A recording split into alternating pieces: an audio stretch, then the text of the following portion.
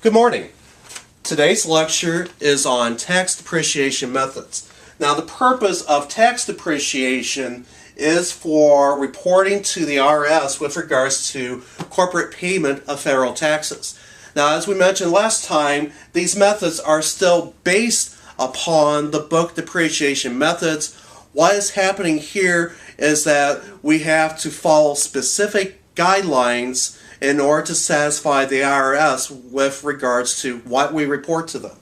Now, this is only for U.S. federal taxes. Other countries' taxes will have their own methods that they specify. State and local governments in this country can specify whatever they want to have. A lot of times they'll just say use straight line or declining balance. Now, to make life interesting, there are three particular eras that we have to be aware of with regards to how we deal with tax depreciation. Now, before 1981, in terms of when an asset was put into production, we could do whatever we wanted to. So straight line or declining balance. Those were acceptable practices up until 1981. In 1981, the federal government set up the ECCS, and this is for Accelerated Cost Recovery System. This superseded book depreciation methods, is trying to streamline the process. More importantly, is trying to close loopholes in the process. Now, any asset that was placed in service between 1981 and 1986 uses ACRS. We're not going to get into much detail on that because most of the assets that you would have to deal with are either being put into place when you're doing the analysis or are sufficiently recent that it occurred from 1986 onwards. And we use MACRS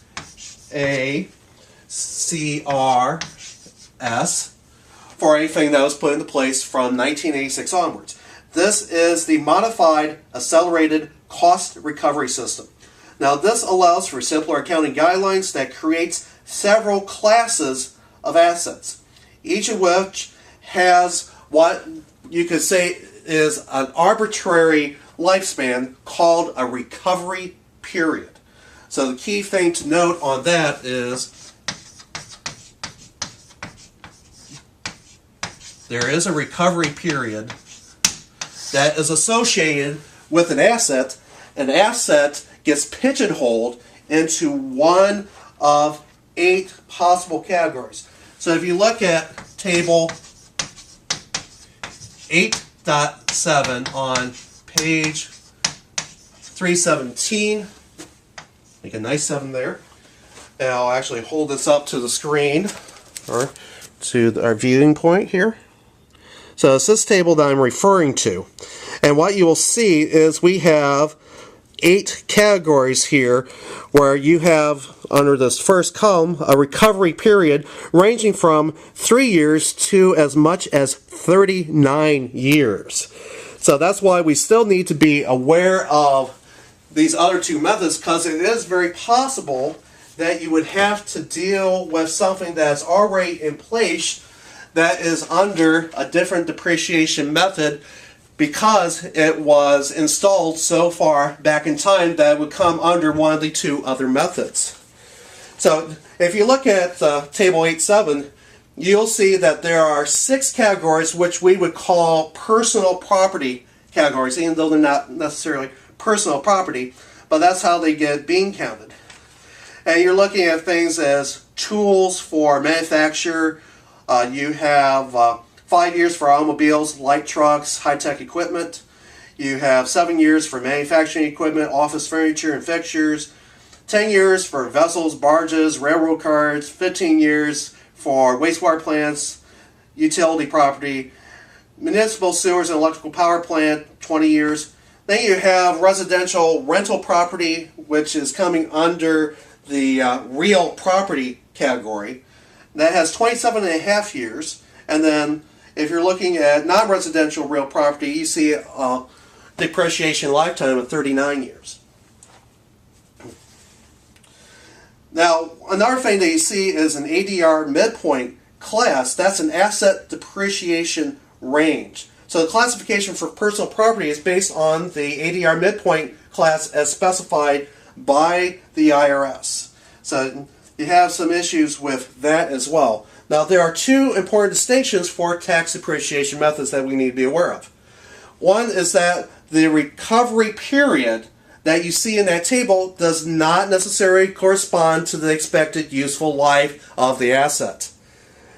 And second, when we look at the concept of property under this, the salvage value of the property is always treated as being zero. So a couple of different things between tax and book depreciation methods right there. Another interesting aspect of MACRS is the half-year convention. That in order to take care of people putting something in, say at December 31st, and trying to claim a full year of depreciation because it got into that calendar year, what is done is that we just say on average an asset gets placed into service at mid-year. So for purposes of accounting, we will assume that it got placed into service at mid-year. That means only a half year of depreciation is allowed for the first year that that property is placed in service. The remaining years of the asset's recovery period, we do a full year of depreciation. And then in the year following the end of the recovery period, then we have 1/2 year of depreciation that we can take. So we do get the full number of years when you look at the whole thing, but at the very beginning you're only doing a half year, at the very end you're doing a half year. So MACRS assets are depreciated initially by our declining balance method. So we need to be aware of that method, and then we use the switching scheme discussed earlier, and you can refer to it back in the book. At an appropriate time when you get more money to do straight line than depreciating balance, then you do straight line. So this is all about trying to front end the tax benefits that you can get from deducting depreciation from your taxes. Now the IRS conveniently informs you as to what your switch over time occurs via their publication. If you look at publication 534, this is on depreciation. So if you're having a bout of insomnia and really need something to look at in order to get you to sleep, surf on over to irs.gov, look up document 534. This should be able to take care of your insomnia. So if you look at table 8.8 on 318, this kind of gives you an idea as to what you would see. This is MACRS depreciation schedule here, showing that you do have these half years of depreciation both at the beginning and at the end. So for example, you're seeing a double declining balance for the 3-year class, and it's going over a total of 4 years. So we take a pretty sizable chunk for that half year in year 1, and then year 2 is still declining balance. Year 3, as you see with the asterisks, this is when we're switching over to straight line.